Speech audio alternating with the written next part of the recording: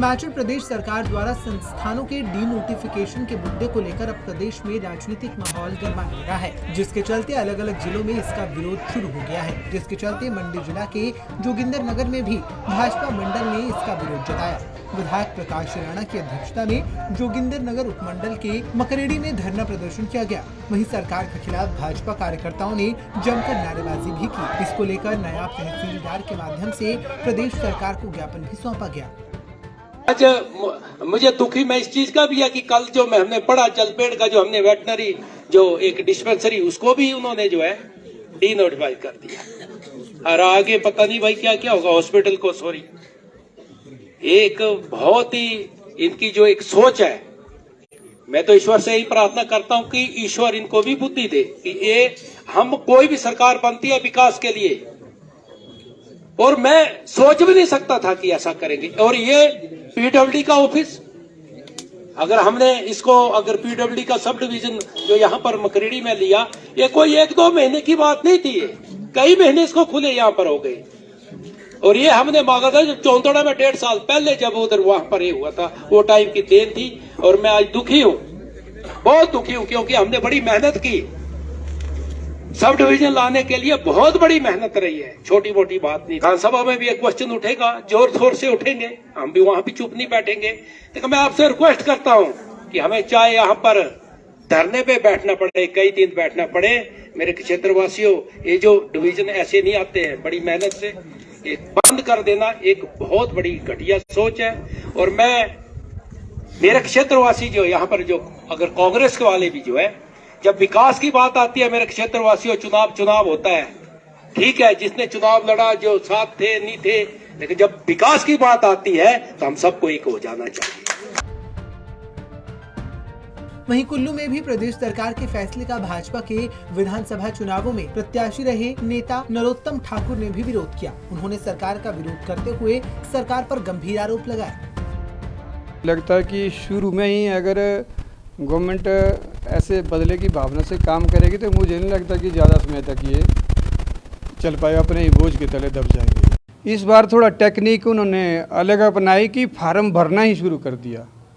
पहले तो ये कहा कि भाई हर घर लक्ष्मी के तहत हर एक महिला को 1500 रुपये दिया जाएगा, तो लेकिन जब उसका प्रभाव उतना नहीं देखा, लोगों को विश्वास नहीं था कांग्रेस के ऊपर, फिर उन्होंने क्या किया कि महिला मंडल में जाकर अपने कार्यकर्ताओं से फॉर्म भरवाना शुरू कर दिया कि रसीद भी पकड़ा दी उन्होंने। मेरे पास बहुत सारी रसीदें भेजी हुई है कईयों ने, कि उसमें ये लगता है कि सबको लगता है कि चलो एक चांस ले लेते हैं, 1500 रुपये मिल जाएंगे, किसी घर में 2 महिला 3 महिला तो 4-5 हज़ार महीने का मिल जाएगा, तो एक चांस ले लेते हैं।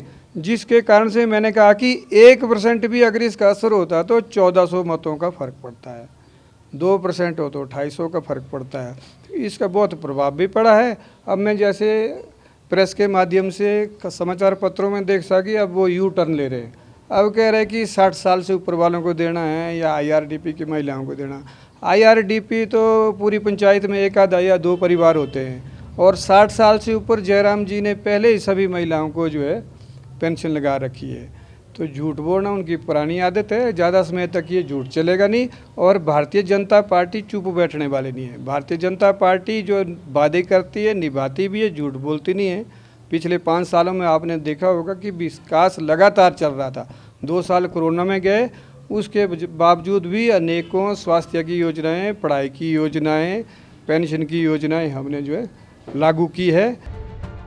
वहीं भारतीय जनता पार्टी के द्वारा प्रदेश सरकार को संस्थाओं के डीनोटिफाई करने के मुद्दे पर की जा रही बयानबाजी का कांग्रेस पार्टी प्रदेश सोशल मीडिया विभाग के वाइस चेयरमैन शगुनदत्त शर्मा ने पलटवार करते हुए कहा कि भाजपा की पूर्व जयराम सरकार ने चुनावों को नजदीक आते देख लोक लुभावने वादे करने के अलावा बिना बजट के ही संस्थाओं को खोलने की घोषणा की थी, जिस पर वर्तमान कांग्रेस सरकार ने डीनोटिफाई किया है। उन्होंने कहा कि सरकार इस पर रिव्यू करने के बाद जहां जरूरत और जनहित का फायदा होगा वहां इसे पूरा करेगी। प्रदेश के माननीय मुख्यमंत्री ठाकुर सुखविंदर सिंह सुक्खू जी ने प्रधानमंत्री जी से मिलना था, परंतु उनकी रिपोर्ट कोविड पॉजिटिव आने की वजह से वो इस समय क्वारंटीन में चल रहे हैं।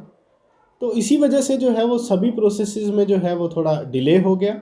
हम आपके चैनल के माध्यम से उनके जल्द स्वस्थ होने की जो है वो कामना करते हैं। और बहुत जल्दी आप देखेंगे कि मंत्रिमंडल के सहित जो सरकार का जो पूरा एक अपना पैराफर्नेलिया होता है उसका गठन जो है वो कर लिया जाएगा। और इस विषय में जो है वो भारतीय जनता पार्टी को चिंता करने की ज़रूरत नहीं है और उनको अपने मन से ये बात मान लेनी होगी कि प्रदेश में कांग्रेस की सरकार है। और आपने देखा पिछले दिनों कि माननीय मुख्यमंत्री ने फिलवक्त जो है वो कमेटियां गठित कर दी हैं विधायकों की और वो जो है वो इस समय सुचारू रूप से काम कर रही हैं। खैर, प्रदेश भर में डी नोटिफिकेशन को लेकर लगातार विरोध तेज हो रहा है। ऐसे में भाजपा के आरोपों को कांग्रेस से निराधार बता रही है। बहरहाल अब देखना ये होगा कि इस मामले पर आगे क्या कुछ फैसला होगा। पंजाब केसरी टीवी के लिए मंडी से सीमा शर्मा के साथ कुल्लू से मनविंदर अरोड़ा और हमीरपुर से अरविंदर सिंह की रिपोर्ट।